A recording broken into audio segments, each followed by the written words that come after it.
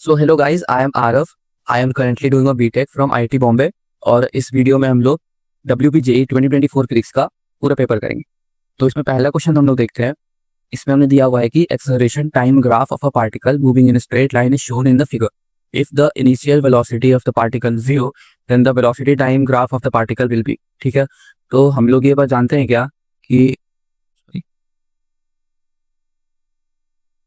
जो dv/dt होता है ना, वो a होता है।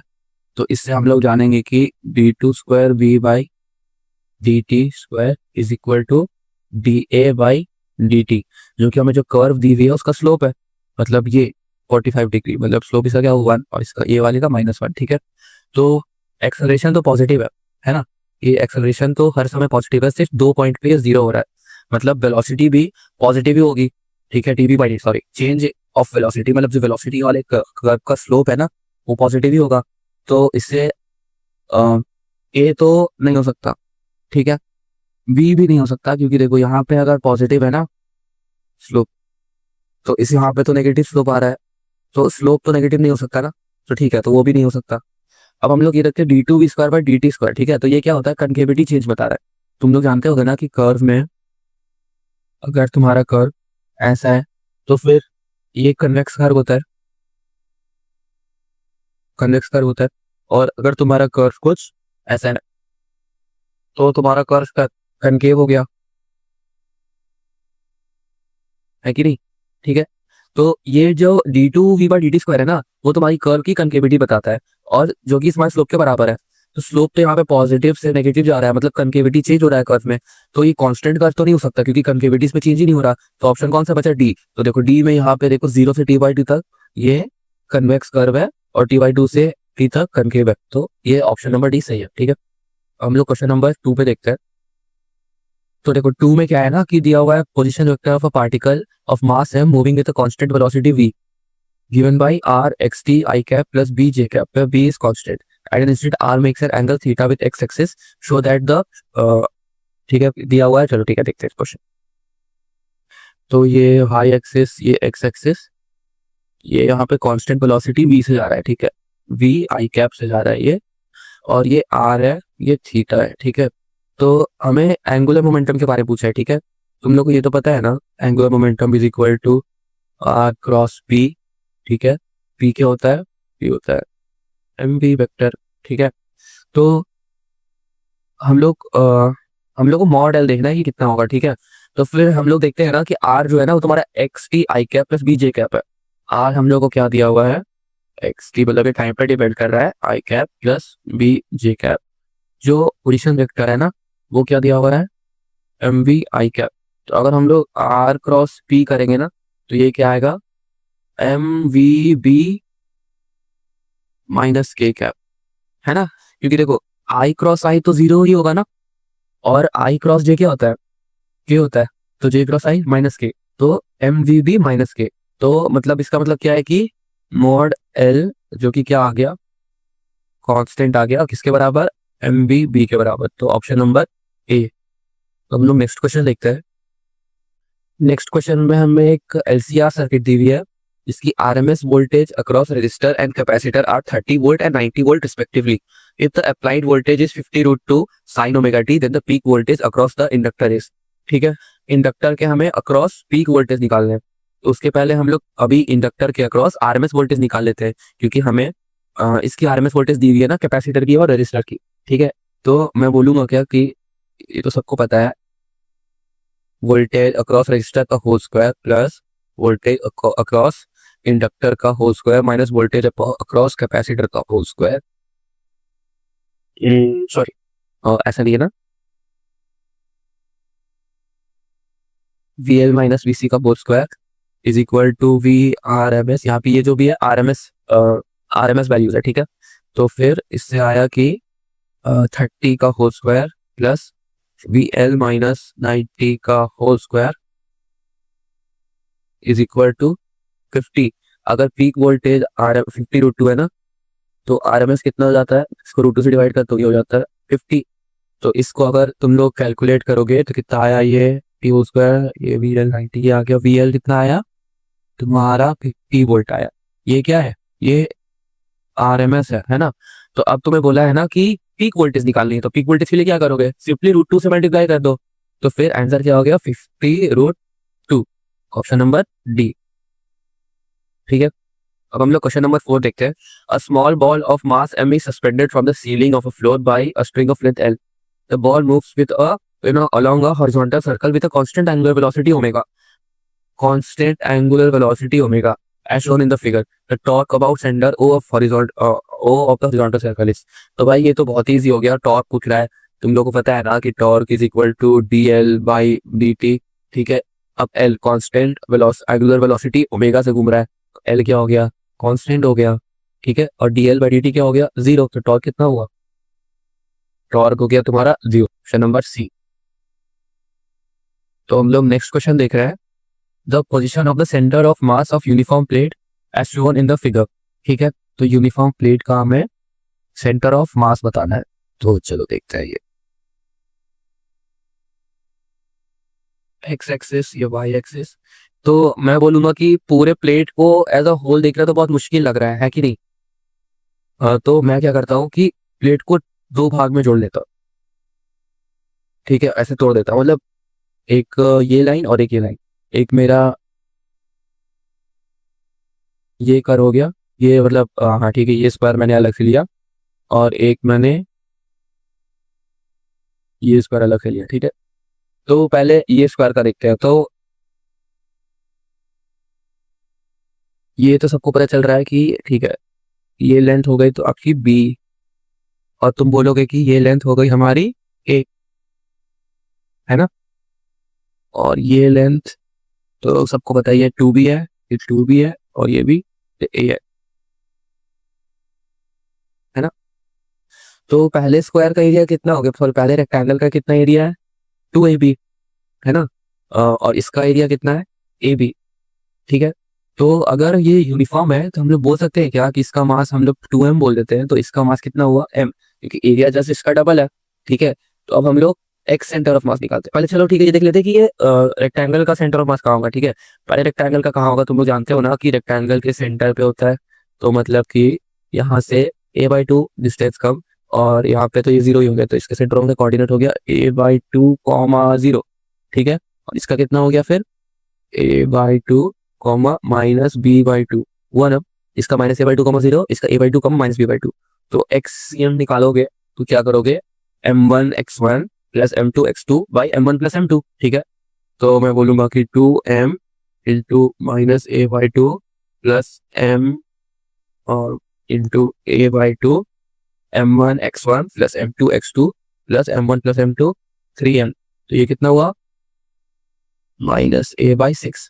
ठीक है, और YCM निकालोगे तो क्या करोगे, 2m into 0 plus m into minus b/2 by 3m is equal to minus b/6। ठीक है, तो इस क्वेश्चन को करने का एक और तरीका है जो कि मैं अभी नहीं बता रहा हूँ, तुम लोग खुद से ट्राई करोगे। तो उस वो तरीका क्या है कि यहाँ पे जो इस स्क्वायर, इसको इस रेक्टेंगल कंप्लीट कर दो। ठीक है, इस रेक्टेंगल को कंप्लीट कर दो। तो अगर कंप्लीट करोगे तो यहाँ पे तुम्हें दो स्लैब इंट्रोड्यूस करनी पड़ेगी, एक मास m की और एक मास वहीं पे माइनस m की। ठीक है, ये इंट्रोड्यूस कर दिया। अब तुम लोग देखो ना कि जो पूरा एक तो m मास का जो पूरा स्क्वायर आ रहा है, मतलब ठीक है, उसका सेंटर ऑफ मास तो यहीं पे आएगा, और अगर इस माइनस m का जो सेंटर ऑफ मास है वो निकालोगे तो तुम्हारा सेंटर ऑफ मास निकल जाएगा। ठीक है, तो वो तुम लोग खुद से करोगे, नेगेटिव मास का कंसेप्ट है। तो अब हम लोग क्वेश्चन नंबर 6 देखते हैं। इसमें दिया हुआ है कि n1 n2 and t represent unit vector along incident ray, reflected ray and normal to the surface. ठीक है, चलो तो ये तो सबको पता है ना कि ये एंगल थीटा है, तो ये एंगल भी थीटा है। ठीक है, तो अगर ये डायरेक्शन टी कैप है तो ये डायरेक्शन हम लोग चलो आई कैप बोल देते हैं। ये डायरेक्शन आई कैप हो गई, आई कैप है, ये टी कैप है। ठीक है, अब n1 की देखो तो n1 का हम लोग कंपोनेंट ले सकते हैं क्या, n1 का कुछ ऐसा कंपोनेंट, ये और मान लो ये कंपोनेंट, तो ये एंगल कितना हुआ, ये एंगल भी थीटा हुआ। अब n2 का कंपोनेंट भी हम लोग ऐसे ले सकते हैं क्या, एक इस डायरेक्शन में और एक इस डायरेक्शन में। ठीक है, तो n1 को हम लोग लिखेंगे क्या, तो n1 को हम लोग लिखेंगे क्या, minus cos theta T cap, है ना, plus sine theta I cap, और N2 को भी हम लोग लिख सकते हैं क्या, cos theta T cap plus sine theta I cap. अब देखो हम लोग यहाँ पे डॉट डॉट डॉट में निकाल रहे हैं ना, तो कोई अच्छा बच्चा बोलेगा मुझे कि साइन थीटा को एलिमिनेट कर दो। तो साइन थीटा कैसे एलिमिनेट होगा भाई, सिंपल है कि N2 माइनस के N1 वेक्टर करोगे तो ये क्या आ गया, 2 कॉस थीटा टी कैप आया, है ना। N2 माइनस के N1 करिए। अब कॉस थीटा क्या है तुम्हारा, तो कॉस थीटा क्या है, cos theta is equal to minus of N2 dot sorry N1 dot T लेते हैं, इसमें N1 पे निकाला है ना, N1 डॉट टी वेक्टर। ठीक है, कॉस थीटा यही, क्योंकि देखो N1 का डायरेक्शन यहाँ पे है ना, तो थीटा कॉस थीटा तो पाई बाई 2 प्लस थीटा आ जाएगा ना इनके बीच का एंगल, तो माइनस है। ठीक है, इससे क्या हो गया, N2 क्या आ गया हमारा, N1 minus 2 N1 dot T times T vector. ठीक है, जो कि ऑप्शन नंबर ए।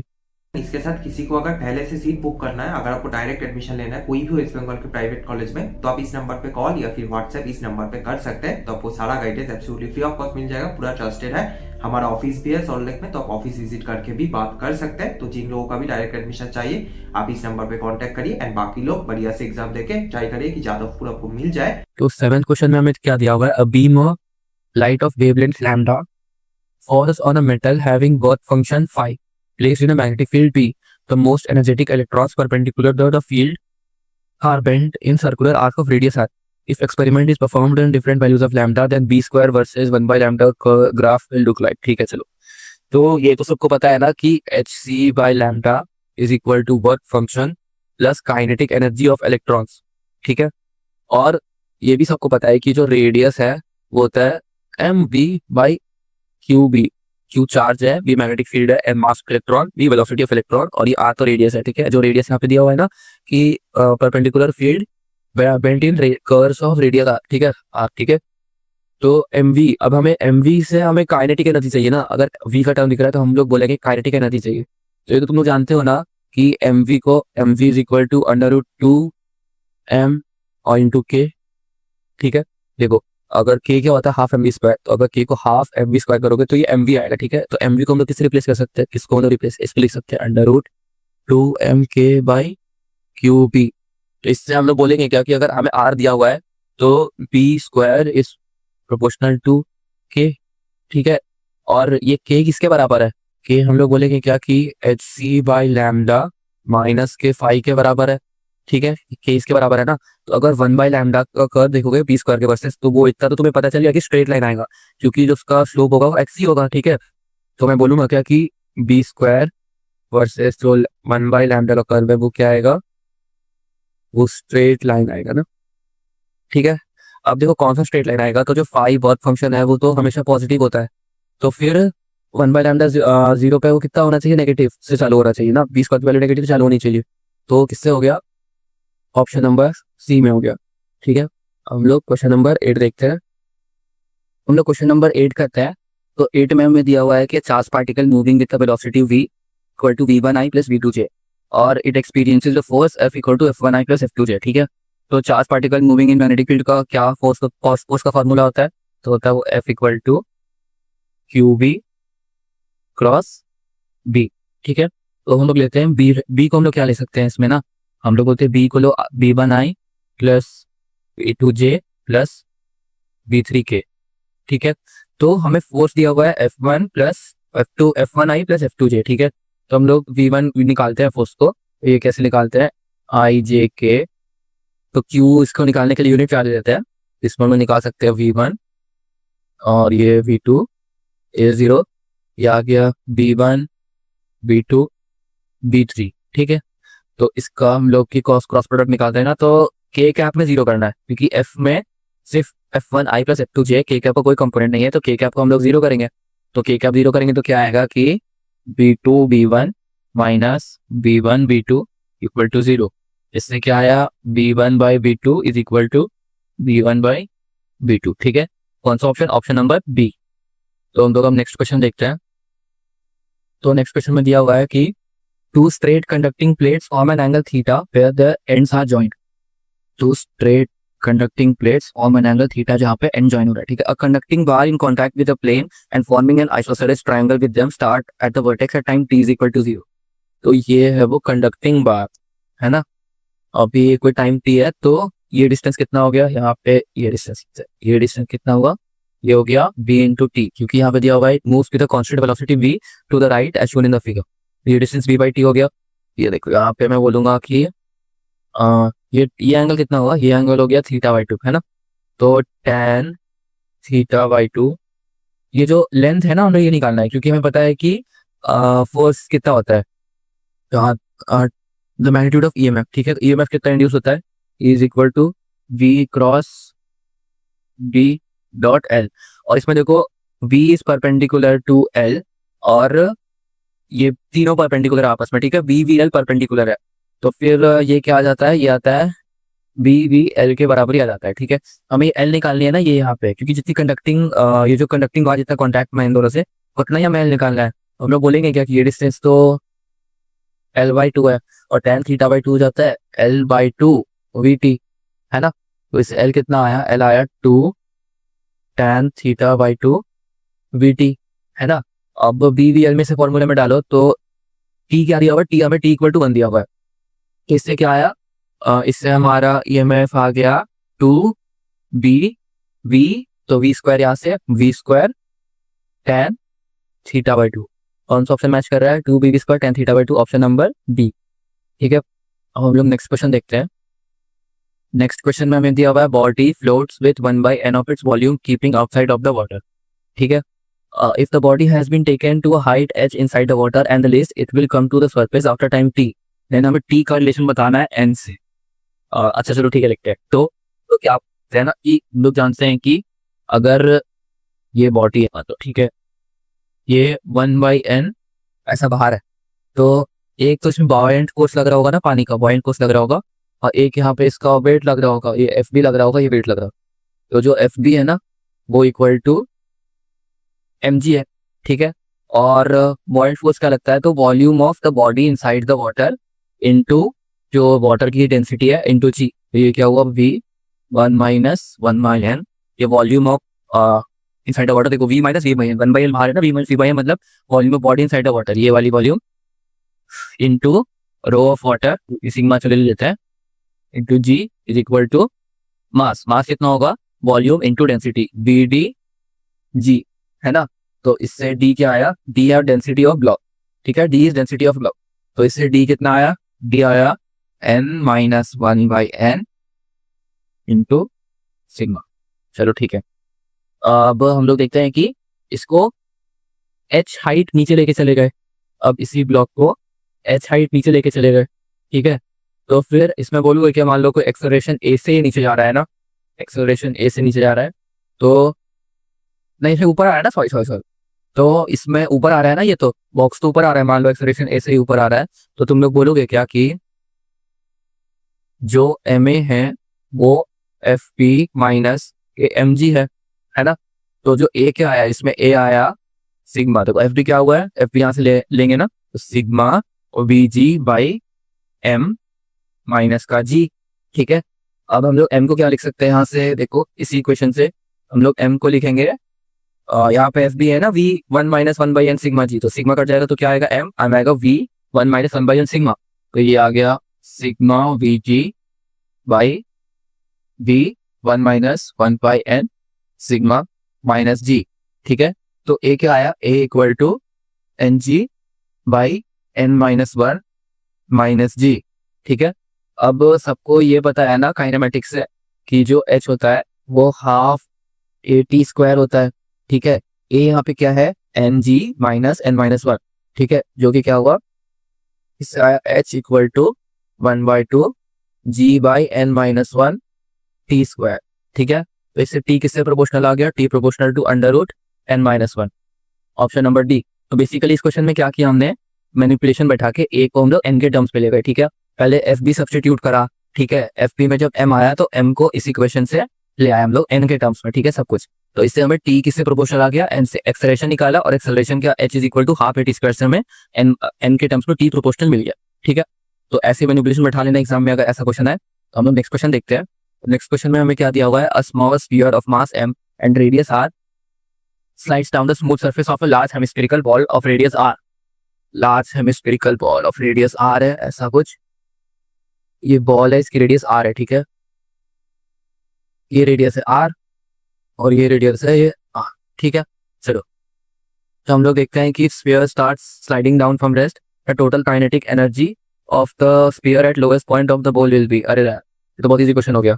तो ये तो कितनी होगी, जितनी इसकी यहाँ इस हाइट में क्या होगी पोटेंशियल एनर्जी होगी, उतनी इसकी यहाँ पे काइनेटिक एनर्जी होगी। तो इसके पोटेंशियल एनर्जी क्या है अभी, इसकी सेंटर ऑफ मास के डिस्टेंस मान लो, यहाँ पे पोटेंशियल एनर्जी 0 मान लो, इस पॉइंट पे हम लोग बोलेंगे u equal to 0।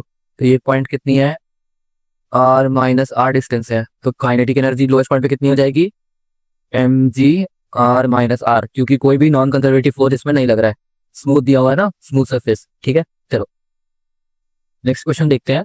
Next question में दिया हुआ है 3 point charges q minus 2q और q are placed along x axis at x equal to -a और -a 0 और a respectively. As a tends to 0 q tends to infinity while qa square equal to q remains finite, ठीक है। The electric field at point p at a distance of x, और x बहुत ज्यादा है a से, ठीक है। तो फिर इससे हम लोग को क्या निकालना है, e दिया हुआ है alpha q by 4 pi epsilon not x power beta i cap. अच्छा तो हमें इन अल्फा और बीटा के बीच में रिलेशन निकालना है, चलो ठीक है। तो ऐसा कुछ डायग्राम बना देते हैं। यहाँ पे q है, यहाँ पे -2q है, यहाँ पे q है, हमें एक डिस्टेंस p दिया हुआ है, यहाँ पे x, ये a। तो हमें इस पे इलेक्ट्रिक फील्ड निकालनी है, ठीक है। तो अब तुम लोग मेरी बात मानोगे क्या कि यहाँ पे 2 डाइपोल्स है, एक ये डाइपोल q और -q का, और एक ये डाइपोल, डाइपोल क्या होगा qa, ठीक है। qa का डाइपोल, 2 qa का डाइपोल है यहाँ पे, ठीक है। एक का सेंटर यहाँ पे, एक का सेंटर यहाँ पे, ठीक है। तो अब हम लोग इससे क्या निकालेंगे, अब हम लोग डाइपोल की इलेक्ट्रिक फील्ड निकालते हैं। तो इलेक्ट्रिक फील्ड यहाँ पे क्या आएगी, तो देखो ये डाइपोल के सेंटर से डिस्टेंस देखते हैं ना, तो ये डिस्टेंस कितनी हो जाएगी, x माइनस a बाई 2। तो ये x माइनस a बाई 2 का क्यूब बाई 2 के क्यू ए। डाइपोल का फॉर्मूला तुम लोग को पता है ना क्या होता है, अगर डाइपोल मान लो क्यू है ना, तो ये वाला क्या, अगर ये डाइपोल है, ठीक है, तो ये इसकी इक्वेटोरियल पोजीशन हो गई। तो इक्वेटोरियल पोजीशन पे क्या होता है, 2 के क्यू ए, मतलब अगर डी डिस्टेंस से मान लो तो के Q D by x Q, जो कि एक्स क्या होता है, उसके सेंटर से बीच का डिस्टेंस होता है उस पॉइंट तक। तो सेंटर से इसका डिस्टेंस कितना है, एक्स माइनस ए बाई 2, ठीक है, x minus A by 2 cube और 2 के क्यू ए, जो कि ए उसके डिस्टेंस, ये क्यू ए क्या एट डाइपोल है, ठीक है।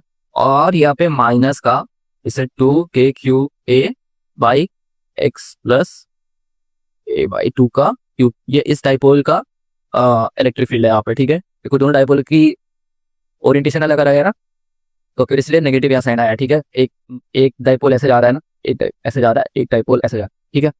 तो इससे हम लोग क्या करते हैं कि 2 के क्यू ए और यहाँ से x कॉमन निकाल लेते हैं, क्योंकि हमें क्या दिया हुआ है, x is very greater than a। तो हम लोग बोलेगा क्या, हम लोग बोलेंगे क्या कि a बाई एक्स तो 0 को टेंड कर जाएगा ना, हम लोग इसमें a बाई एक्स क्रिएट करने की कोशिश करते हैं। तो हम लोग बोलेंगे 2 के क्यू ए बाई एक्स का क्यूब, यहाँ ब्रैकेट में क्या आ जाएगा 1 by 1 minus a by 2x cube 2 minus 1 by 1 plus a by 2x cube.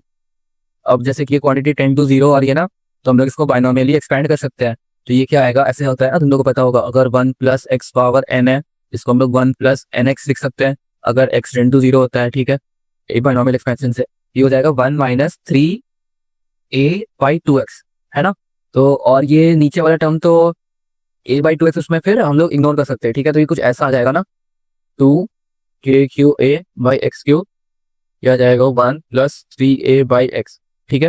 ये यहाँ पे 3a बाई एक्स, ठीक है, माइनस 1 प्लस ये minus minus plus 3a by 2, sorry यहाँ पे भी 2 ऐसा आया, ठीक है। नीचे वाले टर्म को भी इग्नोर कर सकते हैं, ये वाले टर्म को क्यों नहीं इग्नोर किए, ये वाला टर्म मल्टीप्लाई हो रहा है, जो टर्म ऐड होता है ना, अगर हम लोग बोल रहे हैं कि 1 प्लस मान लो x और x 10 to 0 है, इसमें हम लोग x को इग्नोर कर सकते हैं। बट अगर हम लोग बोलेंगे मान लो 1 इंटू ही एक्स ले लो, चलो 1 इंटू एक्स लेंगे, अगर x 10 to 0 है ना, इसको तो इग्नोर नहीं कर सकते हैं, इसलिए इस मल्टीप्लीकेशन टर्म में हम लोग इसको इग्नोर नहीं किए a बाई एक्स वाले टर्म को।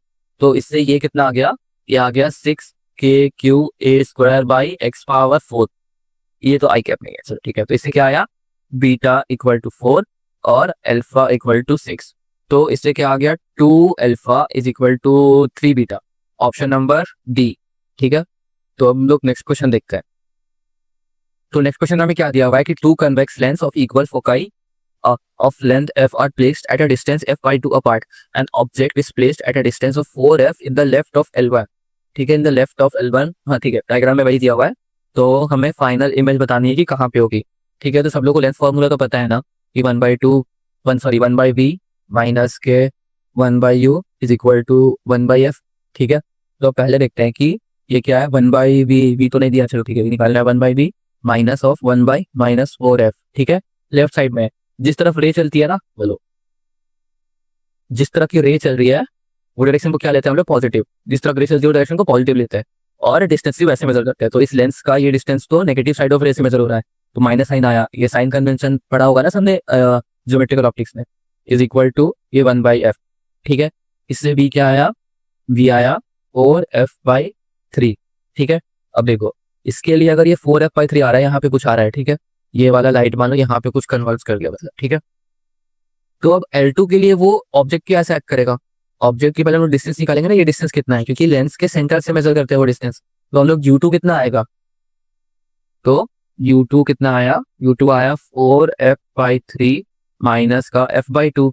4f/3 या L1 की डिस्टेंस है माइनस f2, उन लोग तो दोनों के बीच का डिस्टेंस।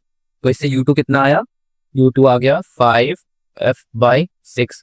ठीक है, हम लोग फिर से लेंस फॉर्मूला लगाते हैं, तो ये लगेगा 1 बाई B2 माइनस का 6/5f is equal to 1 by F. इससे B2 कितना आ जाएगा, B2 आ जाएगा 5f/11, 5f/11 right of L2, option number A. ठीक है, अब हम लोग नेक्स्ट क्वेश्चन देखते हैं। तो हम लोग क्वेश्चन नंबर 14 देखते हैं। इसमें है कि which of the following quantity has the dimension of length. तो h is Planck constant, m is mass of electron, c is velocity of light. तो h का क्या होता है, h का डायमेंशन होता है ml² t की पावर -1, है ना। c का क्या होता है, स्पीड है ना, तो LT-1, और m का तो m ही है, चलो ठीक है। तो h का h² का क्या डायमेंशन होगा, मतलब चेक करते हैं ना, इसे चेक करना पड़ेगा। ऑप्शन नंबर ए में देखेंगे तो hc, तो hc का क्या आ जाएगा, ml² L³ आएगा T-2, ये तो नहीं होगा, ऑप्शन नंबर ए गलत। h/mc², h/mc², लो L² T-1 m/mc², mc² L² T-2, तो ये भी गलत, ये भी गलत। अब h²/mc², h² मतलब m² L4 T-2 by mc², mc² में L² T-2, तो ये भी गलत। h/mc तो ml² T-1 बाई ml/T-1, हाँ, तो इससे ये L आ रहा है, तो ऑप्शन नंबर डी। ठीक है, अब हम लोग नेक्स्ट क्वेश्चन देखते हैं। नेक्स्ट क्वेश्चन में क्या दिया हुआ है, theta be angle between two vectors A and B if A perpendicular is unit vector perpendicular to A in the direction of b minus b sin theta A का। ठीक है, चलो, तो ये मान लो ऐसा कुछ है, ये है b, ये b है। ठीक है, ये है a परपेंडिकुलर b वेक्टर मान लो, और ये मान लो a वेक्टर है। ठीक है, इन दोनों के बीच क्या एंगल है, थीटा। तो ये b sin theta a perpendicular के साइड जाएगा, और माइनस b sin थीटा कहाँ आएगा, माइनस b sin थीटा कुछ ऐसा होगा ना, ये कौन सा वेक्टर हो जाएगा, minus b sin theta a perpendicular का क्या मान लो, ऐसा कोई वेक्टर आ जाएगा ये। तो क्या पूछा है, b minus b sin theta, तो ये किसके डायरेक्शन में आएगा, a के डायरेक्शन में आएगा, तो ये हो जाएगा अलोंग a। ठीक है, हम लोग नेक्स्ट क्वेश्चन देखते हैं। क्वेश्चन नंबर 16 है, इसमें हमें बोला है कि power p radiated from a accelerated charge particle is given bye p proportional to qa power m by c power f, और where q is charge, a is acceleration of particle and c is the speed of light in vector. From dimensional analysis find the value of m and n respectively. ठीक है, तो ये charge q की तो dimension q ही होती है, acceleration की होती है LT-2, और सी की क्या होती है, सी की होती है लाइट की स्पीड है, तो LT। ठीक है, पावर की क्या होती है, पावर की होती है m L square T minus 3, है ना। तो अगर इधर क्यू आ रहा है ना, आर जिसमें क्यू आ रहा है, एल जिसमें क्यू नहीं है, ठीक है, तो इतना तो पता चल गया ना कि परमिटिविटी से ही डिवाइड होगा। पावर का जो भी फॉर्मूला होगा, पावर वो हमें कुछ ऐसा होगा, Q A M I C N, कोई कांस्टेंट टी होगा, और यहाँ पे होगा परमिटिविटी, ठीक है।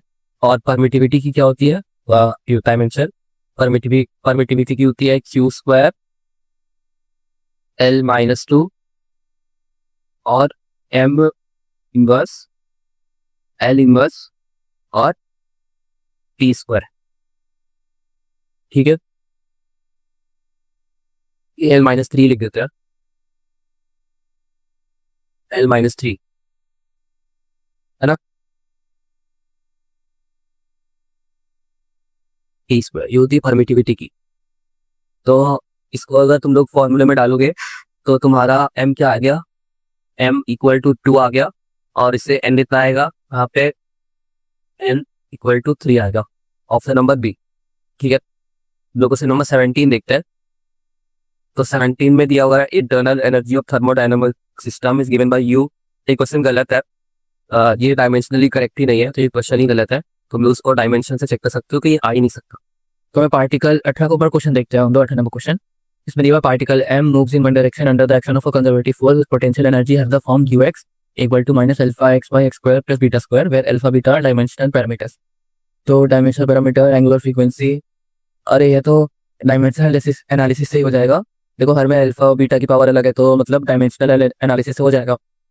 तो अल्फा की बीटा की क्या आएगी, बीटा की डायमेंशन आएगी एल, है ना। बीटा की डायमेंशन आएगी एल, और पोटेंशियल एनर्जी यहाँ पे तो ये नीचे एल, तो अल्फा की क्या डायमेंशन आ जाएगी, अल्फा की डायमेंशन आ जाएगी M L Q T minus 2, ठीक है। तो इससे फ्रीक्वेंसी क्या होती है, एंगुलर फ्रीक्वेंसी की तुम्हें पता है ना क्या होती है, 1/टाइम पीरियड और एंगुलर फ्रीक्वेंसी। तो इससे क्या आ गया, अल्फा, सी ऑप्शन आ गया ना, alpha by M beta Q, ये तुम्हारी एंगुलर फ्रीक्वेंसी की डायमेंशन दे दी है, ठीक है, ऑप्शन नंबर सी। तो हम लोग नेक्स्ट क्वेश्चन देखते हैं। नेक्स्ट क्वेश्चन में हमें दिया हुआ है speed distribution for a sample of N gas particles is shown below. Speed distribution है तो हाउ मेनी पार्टिकल है स्पीड बिटवीन 1.2 वी नॉट और 1.8 वी नॉट, मतलब 1.2 वी नॉट से 1.8 वी नॉट। तो हम देखिए टोटल क्या एरिया इस कर्व है, टोटल एरिया ऑफ कर्व ये हो जाएगा ट्राइंगल प्लस ये रेक्टेंगल, जो कि क्या आएगा, ये half into V not into A not, और ये V not into A not, ये हो गया। टोटल एरिया कितना है, total area is equal to 3/2 B not A, है ना। और ये क्या है, इसका एन है number, total number of particles है ना। इसका area integral P V into ये बी, ठीक है, स्पीड डिस्ट्रीब्यूशन कर्व का। और हमें कितना निकालना है एरिया, ये 1.2 से 1.8 तो 0.6, और ये वी नॉट, तो हमें गिवन एरिया कितना है 0.6 वी नॉट ए। तो ये कितना हो गया, ये हो गया एन बाई 0.4 एन, इसको डिवाइड करोगे तो इससे क्या आएगा 0.4 एन पार्टिकल की वेलोसिटी यहाँ पे 1.2 से 1.8 है, 0.4 है, ठीक है। हम लोग नेक्स्ट क्वेश्चन देखते हैं। नेक्स्ट क्वेश्चन में क्या है, charge Q is placed at the centre of cube of side A, total flux of electric field through the 6 surfaces of the cube is. तो भाई टोटल इलेक्ट्रिक फील्ड क्या होता है, चार्ज इनक्लोज बाय, क्या होता है, charge enclose by epsilon not, option number C, ठीक है। नेक्स्ट क्वेश्चन देखते हैं। नेक्स्ट क्वेश्चन भी थ्योरेटिकली है, पहला भी इसके पहले वाला भी गॉस लॉ से था, ये भी एकदम डायरेक्ट है, half into stress into strain into volume होता है potential energy, elastic potential energy, ठीक है। ये डायरेक्ट फॉर्मूला बेस्ड क्वेश्चन है। नेक्स्ट क्वेश्चन देखते हैं, longitudinal wave can not be polarise by polarise, ये तो थ्योरी है वेव्स की। अब हम लोग नेक्स्ट क्वेश्चन 3 लगातार theoretical based question. Next question है, अ 2 volt cell is connected across point AB as shown in the figure, assume that the resistance in each diode is 0 in forward bias and infinity in reverse bias। तो इसका क्या मतलब हुआ, forward bias में conduct करेगा और reverse bias में non conduct मतलब इंफिनिट हो जाएगा, ठीक है। तो ये रिवर्स बायस में तो ये तो हटाई दो भाई, इससे तो करंट पास ही नहीं करेगा, सर्किट में क्या बचा, 2 वोल्ट, ऐसा कोई सर्किट बनेगा तुम लोगों का, ये वाला कंडक्ट नहीं करेगा फॉरवर्ड बायस वाला, तो ऐसा कोई सर्किट बना, ये 10 हो, ये हो गया 2 वोल्ट। इस क्वेश्चन में क्या कर रहा है, सिर्फ सर्किट, मतलब तुम्हें पता रहना चाहिए फॉरवर्ड बायस कौन है, रिवर्स बायस कौन है, बाकी ये तो बहुत इजी क्वेश्चन था। आई क्या आ जाएगा 2/10 which is equal to 0.2 ampere, ठीक है। हम लोग नेक्स्ट क्वेश्चन देखते हैं। तो नेक्स्ट क्वेश्चन भी फॉर थ्योरी बेस्ड है, ठीक है। The mass energy of a nucleus is larger than the total mass energy of its individual proton and neutron. तो भाई गलत है यार, बाइंडिंग एनर्जी भी तो करते हैं, लेस देन होनी चाहिए ना, ग्रेटर देन कैसे हो सकता है, ठीक है। सेकंड देखते हैं, तो nucleus could be separated into its nucleons and an energy equal to binding energy would be transferred to the particles during separation process। हाँ, बाइंडिंग एनर्जी कहाँ जाएगी भाई, पार्टिकल्स को दे जाएगी। Binding energy measure of how well the nucleus are held together. हाँ, जितनी ज्यादा बाइंडिंग एनर्जी उतनी अच्छे से वो हेल्ड टुगेदर है, ठीक है। और दूसरा बैंक कलर चेक कर लेता हूँ ना, ठीक। पहला स्टेटमेंट गलत है, दूसरा स्टेटमेंट सही, तीसरा स्टेटमेंट भी सही। चौथा देखते हैं, the nuclear fission is somehow related to acquiring higher binding energy. हाँ, कोई भी चाहता है कि कोई भी न्यूक्लियस क्या चाहेगा, उसके पार्टिकल ज्यादा अच्छे से अपने अंडर बाइंड रहे, उसके लिए हायर बाइंडिंग एनर्जी चाहिए। तो ऑप्शन नंबर 4 भी सही। तो इसका कौन सा ऑप्शन हो गया, नंबर बी। ये भी थ्योरेटिकल क्वेश्चन ही था भाई लोग। तो अपन नेक्स्ट क्वेश्चन देखते हैं। नेक्स्ट क्वेश्चन एक्चुअली ये क्वेश्चन गलत है, क्योंकि जो भी अगर ऐसा क्वेश्चन होता है ना, इसमें क्या होता है, theta should be less than N inverse 1/μ। तो ये एक्चुअली इसमें कंडीशन सेटिस्फाई नहीं हो रही, तो ये क्वेश्चन सॉल्व मत करना, आंसर नहीं आएगा, ठीक है। अब हम लोग नेक्स्ट क्वेश्चन देखते हैं। नेक्स्ट क्वेश्चन में क्या है कि light of wavelength 6000 angstrom is incident on a thin glass plate of refractive index 1.5 such that the angle of refraction into the plane is 60 degree. Calculate the smallest thickness of the plate which will make dark fringe by the reflected beam interference। ठीक है, तो ये भी formula based question ही है। इसका formula क्या होता है, 2μt cos r is equal to n lambda। Mu क्या है, रिफ्रैक्टिव इंडेक्स, टी है इसका थिकनेस, कॉस आर जो इंसिडेंट एंगल है 60 डिग्री दिया हुआ है, एंगल ऑफ रिफ्रैक्शन है तो 60 डिग्री दिया हुआ है। इसमें हम लोग n इक्वल टू 1 डाल देंगे, ठीक है। लैम्डा कितना दिया हुआ है, 6000 इंटू 10⁻⁻10 मीटर है। म्यू है हम लोग का 1.5, थिकनेस निकालना है ये 2, इससे हमारा थिकनेस कितना आता है, थिकनेस कैलकुलेट करने पे आता है 4 into 10⁻⁻7 metre. Option number D. अब हम लोग नेक्स्ट क्वेश्चन देखते हैं। तो नेक्स्ट क्वेश्चन में क्या दिया हुआ है कि satellite of mass m rotates around the earth in a circular orbit of radius r। If the angular momentum of the satellite is j and its kinetic energy and the total energy of the satellite r। इतना तो तुम जानते हो ना कि energy is equal to negative of kinetic energy, है ना। तो ये तो है कि दोनों अपोजिट साइन करेंगे। तो अगर मान लो ऑप्शन एलिमिनेट कर रहे हो तुम लोग, तो डी तो ऐसे ही चल गया, वैसे अपन ऑप्शन एलिमिनेट नहीं करेंगे, ठीक है।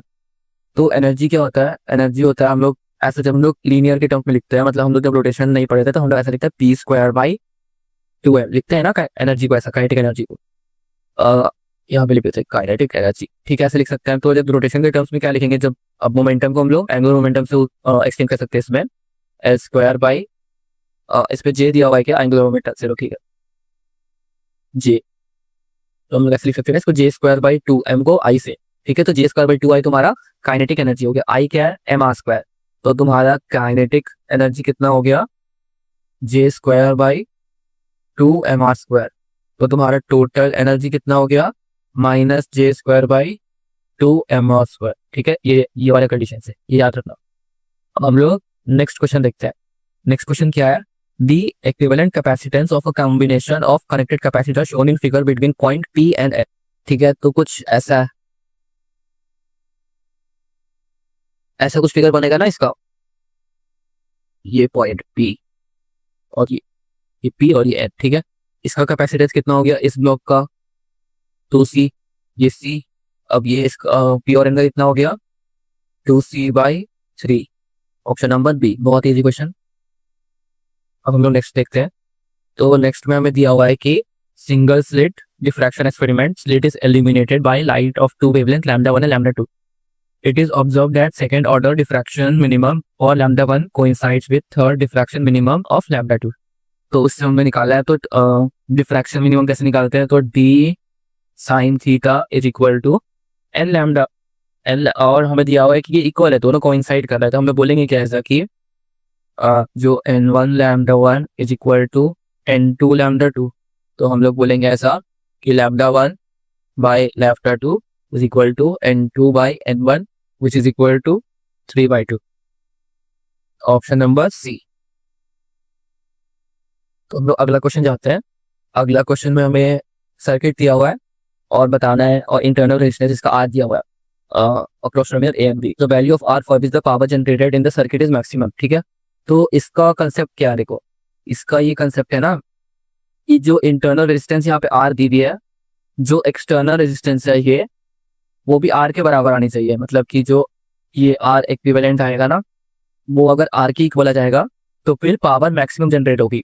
इसको याद रखना भाई लोग, क्योंकि बहुत इंपॉर्टेंट कंसेप्ट है कि जो internal resistance of the cell है वो अगर एक्सटर्नल रेजिस्टेंस के बराबर आ जाती है ना, तो फिर पावर मैक्सिमम जनरेट होती है। अब भाई लोग हमें क्या करना है कि इसकी इक्विवेलेंट रेजिस्टेंस निकालनी है, ठीक है। तो देखो इस पॉइंट इस पॉइंट का पोटेंशियल क्या है, ए ही है, मान लो ए पॉइंट का पोटेंशियल ए मान लेते हैं, ठीक है। ये पॉइंट का भी पोटेंशियल ए, इसका इसका अगर बी, इसका भी बी, तो ए बी पोटेंशियल के बीच में हमें 3 रेजिस्टर है ना। मान लो ये पॉइंट ए है, ये पॉइंट बी है, तो अगर हम लोग सर्किट ड्रॉ करें तो कुछ ऐसा बनेगा भाई लोग,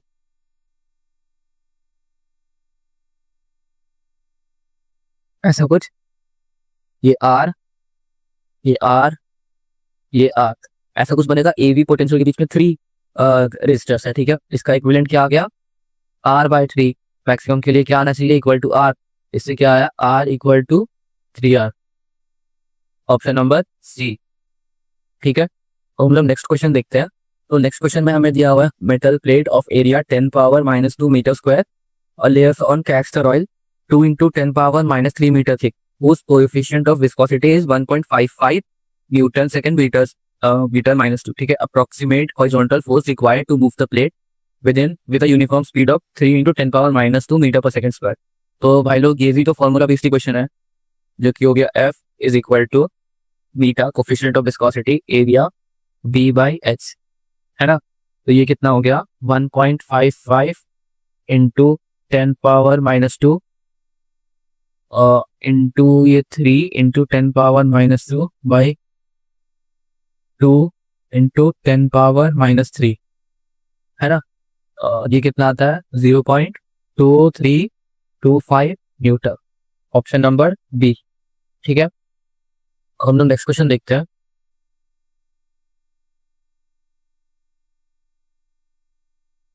नेक्स्ट क्वेश्चन में हमें दिया हुआ है variation of potential energy of a particle with distance x, इसमें इक्विलिब्रियम, ठीक है। चलो देखो ये बहुत इंपॉर्टेंट कंसेप्ट है पावर एनर्जी का। तो ऐसा कुछ है, ठीक है। तो हमें पता है ना तुम कि जो फोर्स होता है, वो माइनस du/dx होता है, मतलब कि स्लोप का नेगेटिव। तो अगर इस पॉइंट पे देखोगे ना, और ये पॉइंट जो कि मैक्सिमा है, जहाँ पे du/dx 0 है, मतलब कि यहाँ पे फोर्स 0 है, मतलब इक्विलिब्रियम पे है, ठीक है। एक पॉइंट यहाँ पे इक्विलिब्रियम पे आया, एक पॉइंट यहाँ पे इक्विलिब्रियम पे आया, एक पॉइंट यहाँ पे इक्विलिब्रियम पे है, ठीक है। लेकिन अब तुम यहाँ पे देखो, वो इसका स्लोप कुछ ऐसा है, ठीक है। यहाँ पे इसका स्लोप पॉजिटिव है, मतलब फोर्स की डायरेक्शन लगेगा इस डायरेक्शन में। मतलब अगर ये मान लो ये पार्टिकल यहाँ से हल्का सा डिस्प्लेस हो जाए, लाइक अगला कोई दूसरा कर्व बनाते हैं, ऐसा कोई बात, ठीक है। यहाँ पर मतलब पार्टिकल मान लो यहाँ से अगर यहाँ आ गया, ठीक है, उसे फोर्स कहाँ लगेगा, ऐसा लगेगा। इसको वापस इसी प्लेस में लाने की कोशिश करेगा, है ना। और अगर मान लो यहाँ पे आ गया तो फोर्स इसका क्या है, मतलब स्लोप नेगेटिव है, तो फोर्स यहाँ पे ऐसा लगेगा पॉजिटिव डायरेक्शन में, तो इसका फोर्स इसको वापस इसी डायरेक्शन में लाएगा। मतलब कि जो फोर्स है अगर ये डिस्प्लेस हो रहा है तो इसको बार बार इसके इक्विलिब्रियम पोजीशन में लाने की कोशिश कर रहा है। इसको कैसे, इसको हम लोग क्या कहते हैं, स्टेबल इक्विलिब्रियम, ठीक है। इसको हम लोग कहते हैं स्टेबल इक्विलिब्रियम। लेकिन अगर तुम लोग ये पॉइंट पे देखो, तो ये स्लोप ऐसा है, ये स्लोप ऐसा है, ठीक है। तो ये अगर नेगेटिव स्लोप है ना, अगर ये यहाँ पे जा रहा है तो इसको पॉजिटिव डायरेक्शन में ही फोर्स लगेगा। मतलब अगर ये हल्का सा डिस्प्लेस हुआ तो फोर्स इसको आगे लिए जाएगा, ठीक है। इसका मतलब क्या है कि अगर ये डिस्प्लेस हुआ तो इसके आगे वो जाएगा, मतलब वो इक्विलिब्रियम पोजीशन पे वापस नहीं आएगा। तो ये कौन सा इक्विलिब्रियम हो गया, ये वाला हो गया तुम्हारा अनस्टेबल इक्विलिब्रियम, ठीक है। तो ऑप्शन नंबर कौन सा है, 3 equilibrium points, 1 stable and 2 unstable, option number C, ठीक है। अब हम लोग नेक्स्ट क्वेश्चन देखते हैं। नंबर 33 देखते हैं। इसमें हमें दिया हुआ है convex lens placed above an empty tank, the image of a mark of the bottom of tank which is 45 centimetre from the lens is formed 36 centimetre above the lens. When liquid poured in the tank to a depth of 40 centimeter, the distance of the image of mark above the lens is 48 centimetre, ठीक है। मतलब बोल रहा है कि पहले वो उसने कन्वेक्स लेंस रखा 45 सेंटीमीटर अबव पे, और 36 centimetre above the lens image बन रहा था। उसके बाद उसने क्या किया कि कोई लिक्विड पोर कर दिया यहाँ पे, और उसके बाद वो 48 सेंटीमीटर अबव द लेंस बन है, ठीक है। तो मैं refractive index of the liquid बता दी। तो पहले हमें फोकल लेंथ ऑफ लेंस निकालते हैं। पहले केस से हमें दिया हुआ है कि u इक्वल टू -45 सेंटीमीटर है, v इक्वल टू +36 सेंटीमीटर है। तो 1/v - 1/u is equal to 1/f। इससे क्या होगा, 1/36 plus 1/45 is equal to 1/f। इससे f कितना निकला? f हमारा आ गया 20 सेंटीमीटर। ठीक है, अब हम लोग लिक्विड के लिए देखते हैं, मतलब जब लिक्विड आ गया तो क्या होगा। तो पहले क्या होगा, इस बॉटम का जो है मार्क, जो भी बॉटम मार्क है, वो पहले इससे कोई अपेरेंट हाइट गेन करेगा ये लिक्विड से, है ना, और उसके बाद वो लेंस इमेज फॉर्म होगा। ठीक है, तो अपेरेंट हाइट के लिए देखते हैं हम लोग बोल रहे हैं कि जो यू है वो -40 सेंटीमीटर हो जाएगा, आर हम लोगों का इन्फिनिटी चल जाएगा, और μ1 तो म्यू है और μ2 1 हो जाएगा। ठीक है, तो हम लोग जानते हैं ना कि μ2 upon V minus μ1 upon U is equal to μ2 minus μ1 by R. R infinity है तो फिर ये तो 0 चल गया, तो इससे हम लोग को पता चला कि ये यू है। ठीक है, तो B equal to -40 by mu, है ना। तो अगर v -40 बाई म्यू है तो अब लेंस के लिए देखते हैं, फॉर लेंस। यहाँ पर हम देख रहे हैं फॉर लेंस अब कि जो u हो जाएगा ना, हो जाएगा -5। ये डिस्टेंस क्यू है कितनी है? 5 प्लस 40 बाई म्यू, है ना। और हमें अब v दिया हुआ है कितना? v दिया हुआ है 48 सेंटीमीटर, f दिया हुआ है हम लोग को 20 सेंटीमीटर, है ना। तो हम लगाते हैं 1/v minus 1/u is equal to 1/f। तो इससे निकला 1/48 माइनस ऑफ 1/5 म्यू प्लस 40, ऊपर भी म्यू आ जाएगा, इसको प्लस ही कर दो, इज इक्वल टू 1/20। तो इससे क्या हुआ, ये इधर जाएगा, नीचे कॉमन लिया, 48 से 10 और 24, तो ये हो गया 240 mu is equal to 35 mu plus 280। तो इससे म्यू कितना आया? म्यू आया 280 by 205 which is equal to 1.36। Option number D. ठीक है, तो अब जो क्वेश्चन नंबर 34 देखते हैं, तो 34 में हमें गिवन नेटवर्क दिया हुआ है एंड और गेट्स की। ये एंड गेट, ये एंड गेट है, ये और गेट है, और हमें दिया हुआ है output Q can be written as. तो ये मैथमेटिकली हम लोग को लिखना आउटपुट क्यू कैसे आएगा। ठीक है, तो एंड गेट का आउटपुट क्या आता है? XOX1, क्योंकि 1 एंड 0 क्या होता है? 0 एंड में 0 और 1 होता है 0, 1 और 1 होता है 1, और 0 0 क्या होता है? 0, मतलब X0 X1। ठीक है, ये मैं बोल रहा हूँ एंड गेट की। और में क्या होता है? कोई भी एक बन रहा है तो बन दे देता है। ठीक है, तो हम लोग उसको कैसे लिख सकते हैं? और गेट को लिख सकते हैं X0 X1 प्लस X2, है ना, ऐसे लिख सकते हैं। क्योंकि अगर मतलब X0 X1 जो भी इनपुट आया यहाँ पे, और प्लस मतलब कोई भी एक रहेगा, एक 1, तो फिर वो आगे 1 पास कर देगा। ठीक है, या तो दोनों 0 रहेंगे तो वो 0 पास करेगा, बस एक ही कंडीशन में। तो इसको हम लोग ऐसे लिख सकते हैं क्या? X0 X1 प्लस X2, ठीक है, इंटू X3, ऐसा आगे कंटिन्यू होते जाएगा। तो इससे कौन सा ऑप्शन नंबर आएगा? इससे ऑप्शन नंबर डी आएगा। देखो X0 X1 से Xn, उसके बाद X2 X3 से Xn, Xn-2 से, ठीक है, चलो ऑप्शन नंबर डी। तो अब हम लोग नेक्स्ट क्वेश्चन देखते हैं। नेक्स्ट क्वेश्चन है, water is filled in cylindrical vessel of height h, a hole is made at a height x from bottom as shown in the figure, the value of z for which the range r of emerging water through the hole will be maximum। भाई ये theoretical question ही है, h/2 पे maximum जाता है, b equal to h/t। अब ये question देखते हैं, variation of impedance of a series LCR circuit, LCR circuit की इम्पीडेंस। ठीक है, तो इम्पीडेंस क्या होता है? ये होता है XR का square plus XL minus XC का ये स्क्वायर। ठीक है, ये वाली फ्रीक्वेंसी कौन सी है? फ्रीक्वेंसी की वैल्यू का दिया ना, ये इम्पीडेंस Z। ठीक है, ये वाली फ्रीक्वेंसी को क्या कहते हैं? जो सबसे लोअर पॉइंट है वो होती है रेजोनेंट फ्रीक्वेंसी, है ना। तो इसके पीछे क्या होती है? रेजोनेंट फ्रीक्वेंसी के पीछे ये कैपेसिटी होती है, ये यहाँ पे क्या होती है? ये यहाँ पे कैपेसिटी होती है ना, और यहाँ पे क्या होती है? इंडक्टिव। तो क्वेश्चन नंबर 37 देखते हैं। हमें दिया हुआ है electric field of a plane electromagnetic wave in the medium is given by E X Y Z T is equal to E naught N cap E I K naught X Y Z minus C P, ठीक है। ये standard wave की equation है। और wave की equation कैसे दिखती है, मतलब अ, ऐसा रहता है ई नॉट एन कैप और ई की पावर आई के डॉट के dot are minus omega T, ठीक है। तो हमें इसमें के क्या दिया हुआ है, एक्स के dot R X plus Y plus Z दिया हुआ है, ठीक है। तो हम लोग इससे बोल सकते हैं क्या कि जो हमारा के वेक्टर होगा वो होगा आई प्लस जे प्लस के, ठीक है। तो इससे हमारा वी वेक्टर क्या निकला, वेलोसिटी वेक्टर, हमारा वेलोसिटी निकलेगा C by mod of I plus J plus K, क्योंकि उसमें उस मीडियम में ट्रैवल कर रहा है ना। तो ये हो गया सी बाई रूट थ्री। अब velocity C by root three है तो इसका रिफ्रैक्टिव इंडेक्स कितना हो गया, इस मीडियम का रिफ्रैक्टिव इंडेक्स हो गया mu equal to root three, ठीक है। अब हमें एन कैप निकालना है। एन कैप के लिए हमें पता है ना कि E vector dot B vector बराबर 0, ठीक है। और ई वेक्टर हमें दिया हुआ है E is polarised in the XZ plane. तो इसके वी के 0 होगा तो क्या होगा आई माइनस के, और इसका यूनिट वेक्टर हो जाएगा I minus K by root. तो ई वेक्टर इससे क्या आएगा I minus K by root two. तो ऑप्शन नंबर एक सी हो जाएगा, refractive index of medium is root three.